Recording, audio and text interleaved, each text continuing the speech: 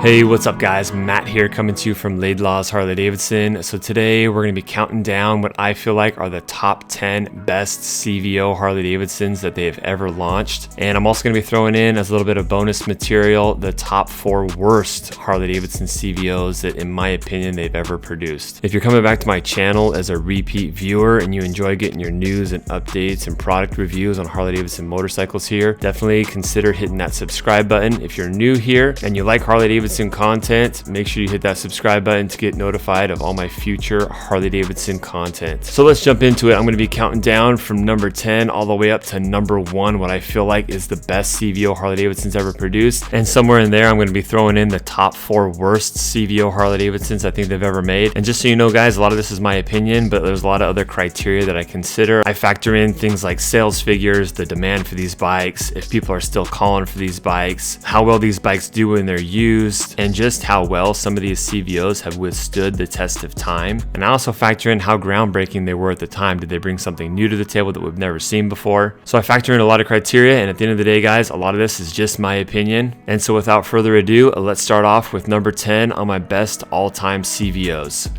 So starting off at number 10, we've got the 2010 Electroglide Ultra Classic CVO. This was a very limited edition bike. Only 999 of them were made. This is a bike that I think very few people even know about because it was so limited and it came out really unannounced mid-model year. And I put this bike on the list for a couple different reasons. One, it was very much ahead of its time. This bike was very unique in the fact that Harley-Davidson blacked out a lot of the finishes on this bike, which when we think about it now, that's really no big deal. A lot of bikes come from the factory all blacked out, but in 2010, Harley-Davidson was just dipping its foot into the whole blacking out of bikes. We first started seeing heavy use of blacked out finishes on bikes like the Night Train in the early 2000s, and then we saw the blacked out finishes start to migrate to places like the Sportster family on bikes like the Nightster and then the 48. And really that wasn't a style that had made its way to the Touring family yet at all. It was mostly just prevalent on some of the Dynas and the Sportsters and things like that. So this bike was actually nicknamed the Dark Side, and like I said, the combination between the finishes and also the paintwork was kind of a cool, unique thing. That was a style that was really kind of groundbreaking just in the motorcycle industry in general on a big full dresser like this. So the wheels were like this contrast machine cut, mostly black with a little bit of aluminum highlights there. And you've got like this black and dark gray two-tone paint scheme with like some black flames outlined in red on there. And then things like a lot of the trim pieces and like the front forks and everything was all blacked out on the bike. And like the foot and hand control collection was all blacked out as well. So because of the limited nature of this bike, the fact that I feel like it was a very new and radical and fresh style within the full dresser touring world for the time, and the fact that it was very limited, there's only 999 of them out there, which makes it one of the rarest CVOs ever made. And it's also a bike that very few people even know about. It comes in at number 10 on my list. Number 9 for me has got to be the 2000 model year, a CVO Road Glide. So this was only the second year that Harley-Davidson even had the CVOs in place. In fact, back then, they didn't even call them CVOs. The CVO name didn't even come about until I want to say about the 2009 model year. Before that, it was just called the Screaming Eagle bikes, basically. So this was known as the Screaming Eagle Road Glide. So this was the first time that the CVO or Screaming Eagle treatment was applied to a touring chassis bike. And this was the first model year when Harley-Davidson introduced a new aspect to the Screaming Eagle bikes, and that is a bigger displacement engine. So in the 2000 model year, the twin cam was still relatively new. It only had come out a year prior to that. So the twin cam 88 was the new big twin engine that was in a lot of the different motorcycles. It was kind of Harley-Davidson's bread and butter. So this was only the second year of that, but what Harley-Davidson did was put a big bore kit in these bikes to make them a 95 cubic inch, a 1550 cc. So it had a bigger displacement. It had all the fancy paint on it. It had the Screaming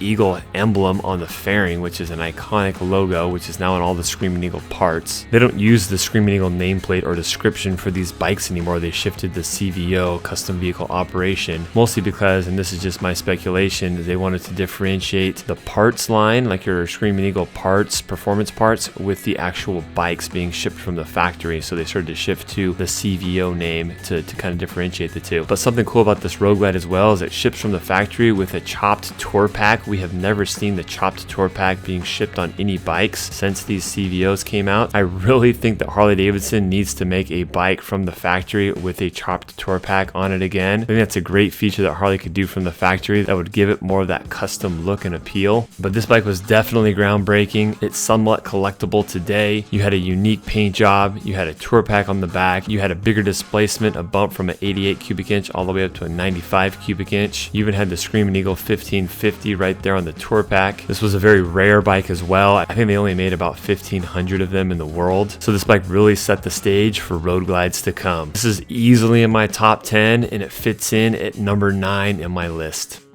Coming in at number 8 on my all-time favorite CVOs has got to be the 2007 Softail Springer. They also did the Softail Springer for the 2008 and 2009 model years. So the Softail Springer ran for 3 consecutive years, but I like to highlight the 2007 because that's when it was brand new and that's when we saw some pretty significant things. Namely, the twin cam went to 110 cubic inches in the 2007 model year. 2007 was a big year for Harley-Davidson. That's when we saw all of the base level big twins get upgraded from the twin cam 88 up to the twin cam 96. We also saw the introduction of the 6-speed transmission on all of the bikes except for the Dyna line. The Dyna line got it a year earlier in 2006. So all the base level bikes were now a 96 cubic inch engine with the 6-speed transmission. So all the CVOs got the 110 cubic inch this model year. But I love the CVO Springer. Like I said, it ran for 3 consecutive years. It was a really popular look. They had a color matched frame on here. You can see on this color here, it was an orange frame. By the way, all the bikes I'm showing here are a combination of all 3 of those model years. I'm kind of grouping them all together. And the road glides I just showed you as well were both the 2000 and 2001 model year. They ran that bike for 2 years. But I've always loved the Springer front end. I think it's just an iconic American style to it. What Harley-Davidson did with this bike was they combined that classic look and style of the Springer front end, and they basically paired that with a high performance engine. And so this was like a high performing Springer that had some of the most beautiful aesthetics on it to date that Harley-Davidson has ever done. Awesome detail in the paint, awesome detail in the seat. The foot and hand controls, of course, were beautiful. Personally, I think the 2009s were the best looking and the best overall bikes of the bunch, but I got to go with the 2007 model year because that was the first year this bike was introduced. I really hope Harley-Davidson brings a Springer back into their lineup. They haven't had a bike that uses a Springer front end since, I want to say, the Crossbones, which ran from 2008 to 2011. So because of how unique this bike was, pairing performance with a Springer iconic looking front ends, plus just the pure aesthetic appeal to this bike with the beautiful finishes and wheels and the paint, and the fact that we haven't seen a CVO Springer since these bikes left, they definitely have a collectible appeal to them as well, where the resale is pretty strong. In 2008, they applied the 105th anniversary paint scheme to a CVO Springer. The 105th anniversary bikes, however, was arguably the worst color that Harley-Davidson's ever done on an anniversary model year. Of course, that's subjective. I don't mean to get off on a tangent, but that 105th anniversary model year for us was terrible. We actually had to repaint a bunch of our bikes that year because no one wanted that brown that came out on the 105th anniversary. I hear it did really good like in the Midwest and other parts of the country, but in California we couldn't give those things away. Thank goodness that's about the only anniversary model year that I can think of where that happens. But the 2007, 2008, and 2009 CVO Springer definitely is a solid number 7 on my top 10 of all time CVOs. All right, so let's kick off our list of the top 4 worst Harley-Davidson CVOs ever made. So coming in at number 4, I got to give it to the 2009 Fat Bob. And honestly, guys, this pains me to say this because for those of you who have been watching my channel for a long time know that I actually really liked the Fat Bob on the Dyna chassis. The Fat Bob was first introduced in 2008 on the Dyna platform, and so the very next year in 2009 and 2010, they did the CVO Fat Bob, and I actually really like this bike. It rides really well. It's absolutely beautiful. Like the paint process on this bike was awesome, but unfortunately it just never really caught on with any of the riding community. It never caught on with the Dyna bros. They all wanted the lowrider style. I think the dual headlamp for a lot of people just never really caught on. No one really ever liked that style. It was always a struggle to sell any Fat Bobs off the floor for as long as this thing ran from 2008. And even a lot of like the baby boomer generation that was really hot buyers around the 2008 time period just really wouldn't take a liking to it. Did we sell some of them? Yeah, absolutely. But I just know that these bikes were sitting on the floor for a very long time before they ever sold, and we sold very low quantities. So a lot of why I put this on the top four worst is it didn't sell. No one really liked it. No one talks about it anymore. No one's really looking for it. It's just kind of this forgotten bike in Harley-Davidson's past. And although the machine was awesome, 110 cubic inch twin cam engine on the Dyna chassis, and those of you who have ridden a Fat Bob before know the thing is comfortable out on the highway and it handles extremely good. This is just a very versatile machine. I absolutely love this thing. I think it's beautiful too. It just didn't appeal to or suit any of the demographics that would be Dyna buyers. The style was pretty new and fresh, and so you really couldn't tie it back to any of the lineage of any other bikes within Harley-Davidson's lineup. And I think this bike was coming in at an MSRP somewhere in the low to mid $20,000 range, and so that kind of a price tag for a Dyna was just really high for a lot of the people that were buying Dynas. So for those reasons, guys, unfortunately, the CVO Fat Bob in the 2009 and 2010 model year gets my number 4 on the worst CVOs ever made. Switching back to the positive list now, I got to give the number 7 best CVO Harley-Davidson to the 2013 CVO Road King, and more specifically, the 110th anniversary edition. So this is the FLHR SE5 was the model designation. Harley-Davidson used to actually number their CVOs. So the number 5 at the end of the model designation actually specified the 5th CVO Road King they've ever done. They stopped numbering them for whatever reason. I think they probably felt like the numbers would get out of control and just start to lengthen the model designation too much. So they just did away with numbering them in the model designation. But the 2013 model year was extra cool, especially because the colors, the anniversary colors were awesome that year. I think the paint was great on the CVOs that year. And it was cool because the Road King, although a bike not known for its stereo, actually had 4 speakers. And in the saddlebags, you got like this little iPod where you could play music on your 4 speakers. So you had the lower leg fairings, which I know is kind of a divisive thing. Some people hate them. I think some people appreciated it because it had, the speakers in there, and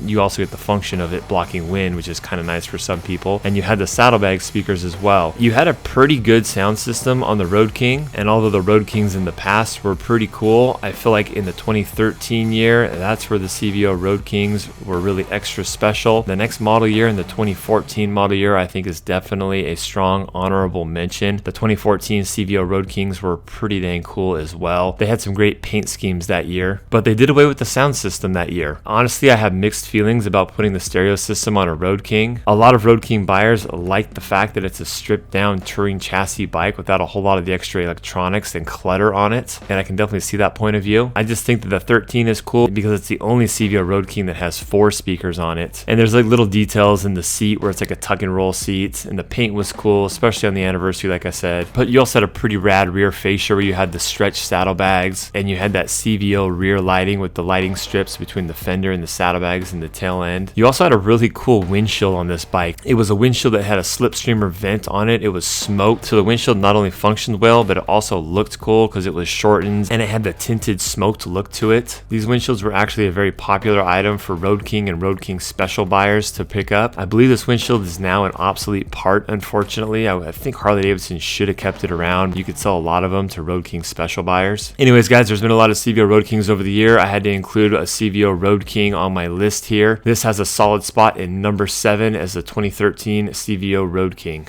All right, so let's go back to my salty list. So number 3 on my top 4 worst CVOs has got to go to the 2016 CVO Road Glide Ultra. So there's a couple of reasons why I don't like this bike, and it's kind of personal reasons, honestly. And guys, I apologize about the footage of this. I was still trying to figure out how to work a camera back in 2015. But here's why I don't like this bike. Honestly, like mechanically and the style wise, the bike's not too bad, but there was really nothing special about the bike. The paint was just kind of like, whatever. There was nothing new. There was nothing special about the electronics or anything on this bike. And the thing is they made a ton of these things. So this was the last year of the twin cam 110. The very next year, in the 17 model year, that's when they introduced the Milwaukee 8. So you're getting the last year of the twin cam engine. There's nothing really too special about the bike. The paint was kind of lackluster in my opinion. We were given an And I know a lot of dealers were given way too many of these bikes, so there was like a dime a dozen on these things. They sat, I think I had a couple, 2 or 3 of these bikes that actually had a birthday out on the showroom floor. It was impossible to sell them. I think I ended up selling the bikes at a loss. We were doing things like trying to add like detachable tour pack kits to them, adding like shorter windshields, like doing anything we could to try to make them cool, and nothing worked. People just didn't want to buy this bike for whatever reason. Like I said, I ended up having to just like completely blow out 2 or 3 of these things at the end of the model year, which goes against everything that the CVO represents. You know, it's supposed to be these exclusives, extremely high demand. The demand is higher than the supply on these bikes, but it was actually quite the opposite with this bike. And I know a lot of my reasoning that I just said had to do with a supply and demand thing and my inability to sell the things, but I just have a really bad taste in my mouth about this bike. I just remember it as a bike that was very undesirable at the time, which is really surprising because now, you know, they changed the name to Limited, but the Road Glide Limiteds are actually a very desirable bike. So maybe it was a timing thing too, but at the end of the day,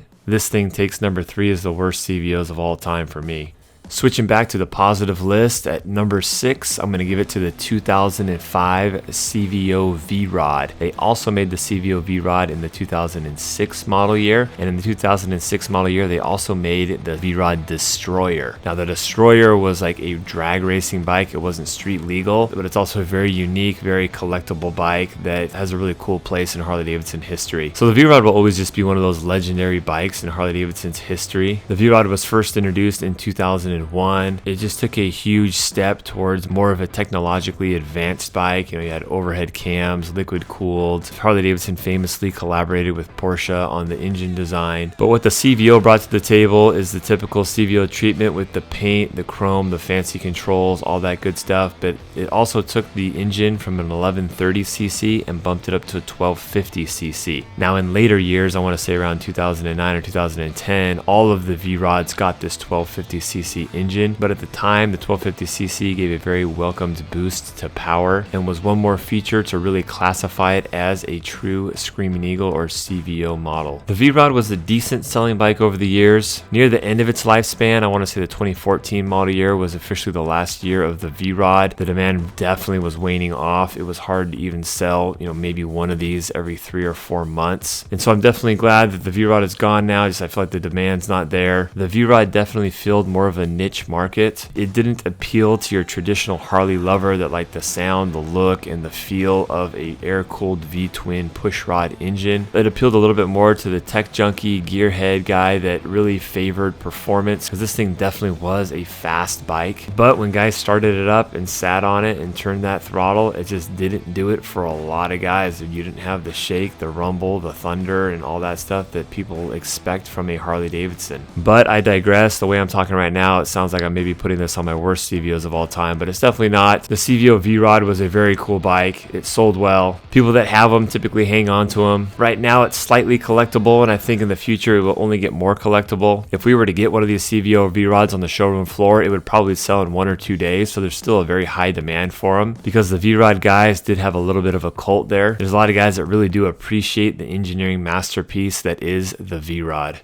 Number 5 on the all-time greatest CVO Harley-Davidsons of all time, I gotta give it to the 2015 CVO Street Glide. Now you guys know I gotta put a Street Glide on here. Street Glide is my favorite model, and the CVO Street Glide has always been a popular model every time it's been in the lineup. So the Street Glide was first introduced in the 2006 model year, and it took them until the 2010 model year to finally make a CVO Street Glide. So the 2010 model year was a big year. It ran for 3 consecutive years, the 10, 11, and 12. Then there was a 2-year hiatus in the 13 and 14 model year. And then in the 15 model year, the CVO Street Glide came back with a vengeance. It went full on custom bagger mode with the big stereo, the big paint, the fancy wheels and everything. That's the year that Harley-Davidson really stepped up their audio game in a very big way. They equipped this bike with 2 amps. You got the speakers in the saddlebags and in the fairing. It was the boom audio stage 2. That's when it was first introduced. And I just remember going to the dealer show. They just had this thing set up with like a battery lead to it, just cranking the tunes out there on the showroom floor. And ever since the 15 model year, the CVO Street Glide has been a part of the CVO lineup. So we're going on, what is that, like 7 years now? And obviously the newer CVO Street Glides are better than the 2015, but the 15 was just the most impactful to me when I first saw it. I feel like there was a really nice leap. The 15 model year to me just seemed like a really big step in a movement, embracing more of that custom slammed bagger, big wheels, big speakers, and a lot of the things that the customizers were doing. Harley-Davidson was embracing even more of that culture at the factory level, and this style has pretty much perpetuated all the way to the current 2022 model year. Now we're starting to see the inklings of a little bit of a shift to the performance bagger world, so we'll see what happens in the near future. I think for Harley-Davidson, we're still at the beginning of it. In the 15 model year, you also saw the hard candy custom paint being applied to a CVO for the very first time. I personally have very mixed feelings about the hard candy custom paint. I think it's great on certain bikes like the 72 or like little bobbers that are cool to make them look like a 70s era thing, but I don't think the hard candy custom paint belongs on a full-on bagger or a touring machine. Hard candy custom paint has always done terribly on the touring models, but for these reasons I've mentioned, the 2015 CVO Street Glide is definitely number 5 on my all-time greatest CVOs. All right, let's go ahead and throw in a bad one now. I think you guys are ready for another bad one, right? So let's go to number 2 worst CVO of all time in my humble opinion. So I'm gonna have to go with the 2010 CVO Softail Convertible. Now, the thing that really stings about this bike is they actually ran it for 3 consecutive years. So 10, 11, and 12, they had the CVO Convertible here. I think this bike is one of those bikes that probably looks really good on paper, but unfortunately when it comes out at the price point that it's at and hitting a style that really nobody goes for or looks for or wants, and you have the utility of being able to take off the windshield and the bags, which is something that Harley's tried to do a few times over the years, and sometimes it works and sometimes it doesn't. With this bike, it definitely didn't work as far as being an attractive feature on a bike, but you combine that with a style that doesn't work for most people at a price point that's like mid to upper 20s. I can't remember exactly what it was, probably like 26, 27, $28,000, with a paint that's kind of flashy, but it's also kind of like stuck somewhere in the late 90s and early 2000s. And now you're spending big money for a Softail, so it's a bike that's not even really that great out on the road, especially on that old Softail chassis. The old Softail chassis is, I mean, let's face it, it sucks. The new Softail chassis absolutely just dominates it, but comfort wise, it's never really been that great. Again, it just hits a very niche customer, someone that doesn't want to move up to a big touring bike. Maybe they want a smaller bike, maybe they're smaller in stature, and so this was a little bit more appealing. They liked the idea of being able to take the windshield on and off and the bags on and off. Although I found with these bikes, you know, we saw it with the Switchback in 2010, and then we saw it with the Sport Glide in 2018. A lot of times people either leave that stuff on or they leave it off. Very rarely do they say, hey honey, what type of riding are we going to be doing? Oh, we're going to go on overnight, or let's throw the bags on. You know, it just doesn't happen like that very often. Usually they just keep the bags on or take the windshield off and leave it off completely. Anyways, you guys get the idea. But at the end of the day, the bike didn't sell. No one's talking about it anymore. If we get one on trade and it's used, it sits, nobody really wants the bike. It fits a niche that really doesn't really exist. It was built on the old Softail chassis that was never really all that great, especially for long distance touring.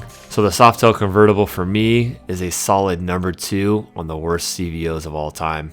All right, so we're shifting gears back to the best of the best CVOs. So at number 4 here, I've got the 2013 CVO Breakout. This bike was huge when it first came out. So not only did the CVO version of the Breakout come out, it was also the introduction of a brand new model in the Breakout. So there wasn't a regular version of the Breakout prior to the CVO coming out. Harley-Davidson actually launched the CVO Breakout first. So it was a new model that looked absolutely incredible, by the way. It was like this factory custom chopper looking bike with the 240 rear tire and the big old turbine 21-inch wheel in the front. The paint was incredible. It was just some of the raddest looking paint that I've ever seen. And it was just a very impactful bike. The bike sold extremely well. Although I feel like Harley-Davidson was a little bit late in their launch on this bike, there were still plenty of those guys out there that like those big wheel chopper bikes with the rake in the front. And what I mean by that is like this bike would be a little bit more appropriate in like the 2004 or 5 or 6 model year, when those bikes were still really popular, those bikes really started to go downhill when the economy crashed around 2008. And what I'm talking about is like those big custom choppers like the Orange County and the Jesse James chopper and the Big Bear chopper. Those bikes were all really popular in the early 2000s. People were spending way too much money on them. And then right around 2008, when the market crashed and people's money was drying up, I saw people bringing those bikes back in to sell them, and they were worth like pennies on the dollar at that point. But that style, to a lesser degree, from the factory was still popular. Even today, there's a lot of guys that like that style. But to have it come from Harley-Davidson's factory with decent handling and decent power, and it's a bike that you could actually ride around, because some of those bikes are just way too radical and all you could do is park them and look at them. They were just terrible to ride. The Breakout was a popular bike. And then an honorable mention, halfway through the 2016 model year, Harley-Davidson came out with the Pro Street Breakout. In the 17 model year, they came out with the same bike, just different colorways. And the Pro Street Breakout introduced some performance features to the Breakout motorcycle, namely the inverted front end and the dual disc brakes in the front. They reduced the size of the wheel. I think they went to a 19-inch wheel as opposed to the big 21-inch wheel, which helped the handling properties a little bit. But the paint on the Pro Street Breakouts was awesome as well. I mean, these bikes aesthetically were just, people loved them. But ultimately, Harley-Davidson in recent years has discontinued the Breakout. I don't know if that's because of declining sales or they're just trying to mix things up a little bit. The Breakout, before it was discontinued, wasn't the best selling Softail in the world, but it was also probably in the top 3 or 5. So I think demand for a Breakout style bike is still there to a lesser degree. But I'll never forget in the 2013 model year when the CVO Breakout was launched, all the hype and the excitement that surrounded this model. Oh, here's a little bonus clip. When the engineers were first introducing the bike to all the dealerships, the kickstand actually gave out and the bike tipped over. Anyways, guys, this bike was awesome when it came out. It's still a rad bike. The CVO Breakout is definitely a solid number 4 for me on the best CVOs of all time. All right, are you guys ready for the top 3? At number 3 best CVOs of all time, I've got the 2009 CVO Road Glide, the FLTR SE3. So if you guys remember, my number 9 was the 2000 CVO Road Glide, and in the very next year in 2001 they had a CVO Road Glide as well. Well, then we didn't see the Road Glide for a really long time until the 2009 model year. And in the 2009 model year, when they brought back the CVO Road Glide, they brought it in a big way, and this bike would be the catalyst for a huge change that would forever alter Harley-Davidson's history. The 2009 CVO Road Glide is by far one of the most popular, highest demand bikes that have ever hit the Harley-Davidson showroom floors. Harley-Davidson did a lot of things with this bike. It's the first time that we saw stretched bags from the factory. I know a lot of these things we just take for granted now. You got stretched bags on all the baggers practically nowadays. But at the time it was like, whoa, this is a cool look that you only saw in the custom world. Well, now it was coming to you from the factory, but they kind of did it in the shortcut way where they put caps on the bottom of the bag, but it was still very impactful nonetheless. But this is when Harley-Davidson really started just embracing the stretched bags, slammed, custom bagger look that so many guys were doing in the aftermarket world. And I know I kind of said that that's what the 2015 CVO represented, but this was the true pioneer bike that really brought so many of these cool styles to the CVO lineup. You had a color matched inner fairing. This is the first time we saw what is now just the iconic look of the rear fascia of a CVO bike with the stretched bags, the LED lights between the fender and the saddlebags, your stretched fender in the rear, that wraparound look of the dual exhaust in the tail end. This was the first bike that we saw that style on. You had a paint scheme that really appealed to a lot of different people. The silver one was by far the most popular. There was the silver,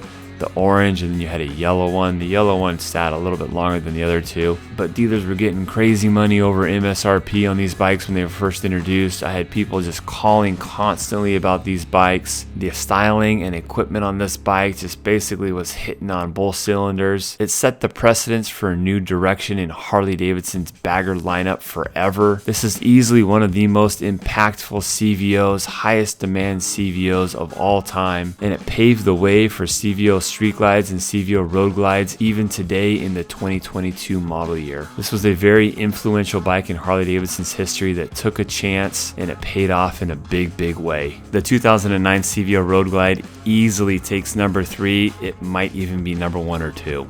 Sitting solid at the number 2 best CVO of all time has got to be the 1999 FXR3. This is one of the only CVOs that is probably a lot more popular today than it was when it was first introduced as a brand new bike. The FXR has just been completely immortalized in the Harley-Davidson world. The FXR has been accredited with so many things. A lot of guys will tell you that it's the bike that brought Harley-Davidson back out of the dark ages of the AMF days. It was designed by Eric Buell. It's one of the best handling Harley-Davidsons of all time. The new Softail is far superior, but for its time, it was awesome, and the bike that replaced it, the Dyna chassis, was not as good as the FXR. The FXR was stiffer, it handled better. The reason Harley-Davidson scrapped the FXR was ultimately because it was too expensive. They couldn't use as much of the automated manufacturing process as they could on the Dyna frame, and so they scrapped it because it was too labor intensive. But the FXR2 and the FXR3 were actually the first CVO or Screaming Eagle bikes that Harley-Davidson has ever made, and honestly at the time I don't even know if Harley-Davidson knew that they were starting something great in the Screaming Eagle bikes and the CVO bikes. My guess would be that later they decided to just include these FXRs as part of the CVO lineage, but these bikes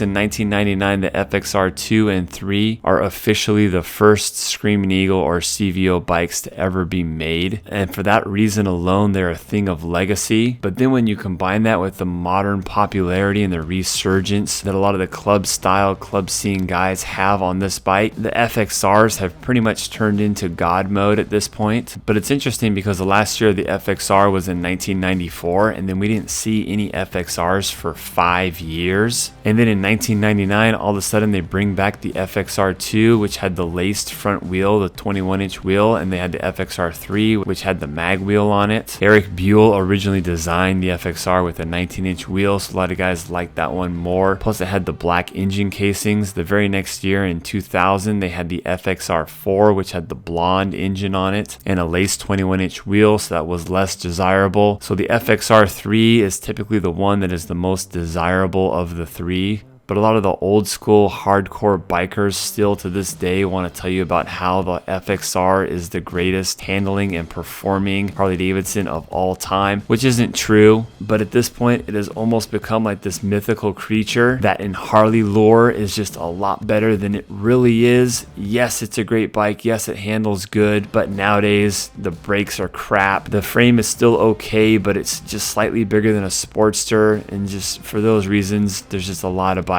like the new Softail frame that absolutely dominate this. But all things considered, it's still a great bike today. It was an amazing bike in the early 80s, and the fact that they brought it back 5 years later, and there's rumors around that, like they had parts still laying around that they could build some FXRs. Just the limited quantity that they built these in, there's only like 900 of each of them made. Just all the factors that are considered, the FXR is a thing of legend. There's just so many factors that make this a very solid number 2 on the greatest CVOs of all time. So we have finally made it to the 2 bikes that everyone has been waiting for. Let's go ahead and start off with the number 1 worst CVO of all time. I gotta give it to the 2014 CVO Deluxe. And they also punished us for an additional year in the 2015 model year when they decided to do a second year of the CVO Deluxe. So let's dive into this thing and I'll tell you guys why I feel like this bike was just an absolute failure. So first off, a lot of things that were said about the convertible can also be said about this bike. You've got a Softail that really is trying to be and do something that it was never intended to do. The Deluxe to me has always been about that 50s era styling, and now it's almost like they've turned it into this modern era wannabe touring bike. The Deluxe has always had laced wheels, but for whatever reason they decided to throw a freaking wagon wheel on it, which looks terrible. I guess the thought was more is more, so they decided to throw just a bunch of random accessories on it that don't even go with the Deluxe, the styling or the appeal at all. And they put leather bags on it and a windshield. It's like, is this a Heritage? Like, are you trying to make a Heritage? Because if you are, just call it the CVO Heritage. The graphics, on the orange and brown one, we actually called it the Rams bike because it looks like it has the Rams logo on the side of the tank there. And then one of the other colors, you got this purple and white, which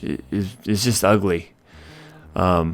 We got very few of these bikes, and the few that we got, it was a feat of masterful salesmanship and just luck of the draw that you had someone just walk through the door that was even remotely interested in it. You really just had to find that perfect unicorn customer that was willing to pay top dollar for something that just didn't make any sense on a styling level, on a functional level. There was actually no continuity or respect for the Softail Deluxe at all when considering this, just the accessories and the paint and everything and the wheels and everything that went into this bike. Most people have just tried to forget about this model and just pretend that it didn't happen. Nobody talks about it. It was really just all around bad planning. And honestly, I think you guys get the point. But the number one worst CVO of all time was a very easy choice for me. It's hands down the Softail Deluxe. Alright guys, the moment that we've all been waiting for. If you've made it this far, congratulations. But the number one CVO of all time, in my opinion, is the 2018 CVO Road Glide, specifically in the Gunship Gray. This bike nailed it on so many levels. All aspects of this motorcycle were top notch. The 2018 model year, in my opinion, was probably the best model year in the history of Harley-Davidson. I'm talking outside of CVOs as well. That's when the new Softail frame came out. But the Gunship Gray on the CVO, with all the additional touches and everything that Harley-Davidson introduced in the 18 model year, raised the CVO bar to absolutely new heights. Before the 2018 model year, the CVOs were nice. When the 2018 CVOs rolled out, the CVOs just got taken into the stratosphere as far as desirability and just the level of demand that followed these bikes. The 2018 CVO Road Glide, all the colors, but specifically in the Gunship Gray, by far, no question, unequivocally, the highest demanded CVO of all time. We still get calls about this bike, people looking for it when it's not on our website or anything. They've heard about it, they want to buy it, and it's like, do you think I just have a stock of new CVO Road Glides in the back? I'm not sure what you want me to do. Anyways, these bikes are still selling at MSRP or above MSRP when they're several model years old. I will say an honorable mention, in the 2019 model year, we had the Mako Shark Fade.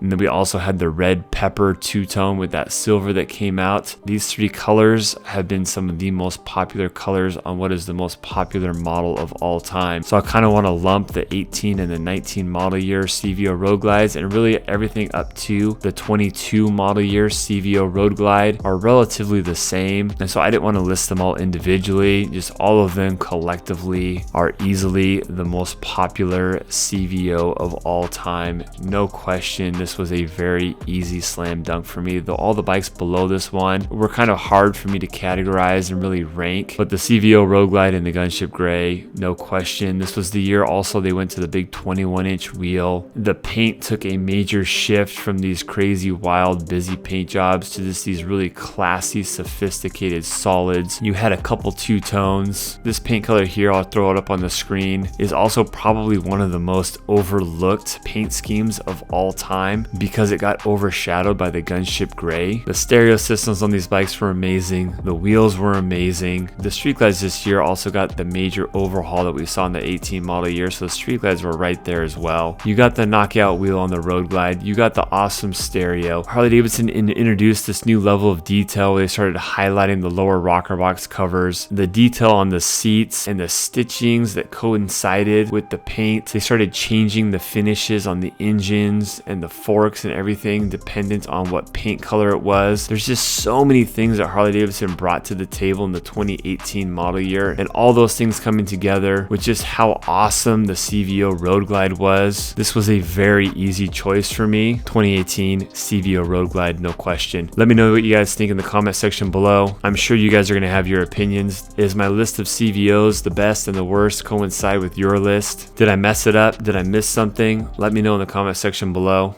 As always, if you're looking for a bike in Southern California, hit us up here at Laidlaw's Harley-Davidson. Thanks a lot for watching, guys. We'll see you on the next one.